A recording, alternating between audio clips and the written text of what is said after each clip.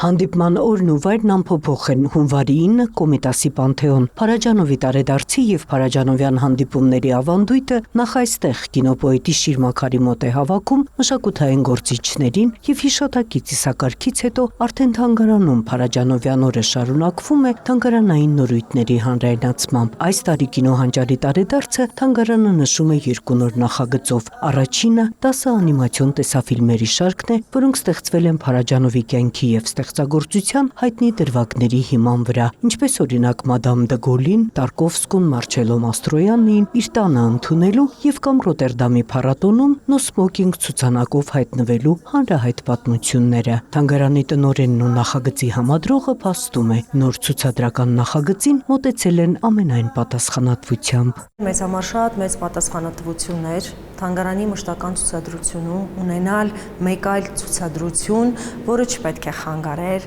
հիմնական ցուցադրությանը, չպետք է խանգարեր այն հայեցակարգին, որը մեզ թողել էր լուսահոգի Զավեն Սարգսյանը եւ ամենակարևորը էքսկուրսավարների աշխատանքին։ Իսկ հետագա ընթացքը արդեն եւ այցելուները եւ հանդիսատեսը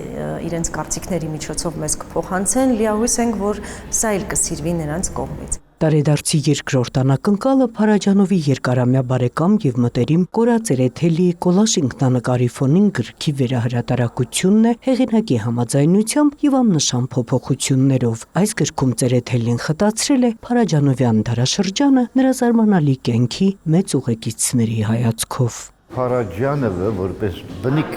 թիֆլիսեցի իր համար պաշտամունքի առարկա էր։ Ուրախ կլինեմ, որ այսօր այդ գիրքը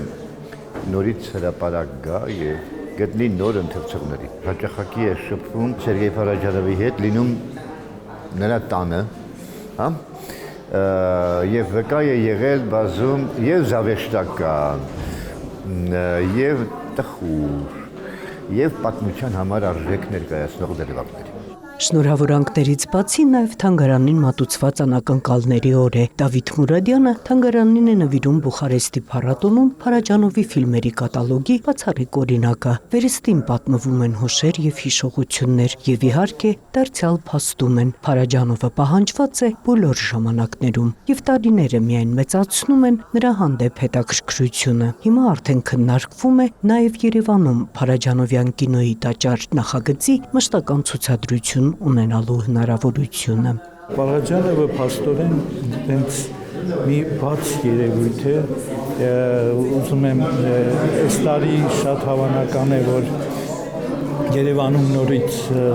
տեղ կգտնի այն ինչ որ Դենիել Բերդը անվանեց կինոյի տաճար եւ դա տարբեր մոնիտորների վրա գնում են կադրեր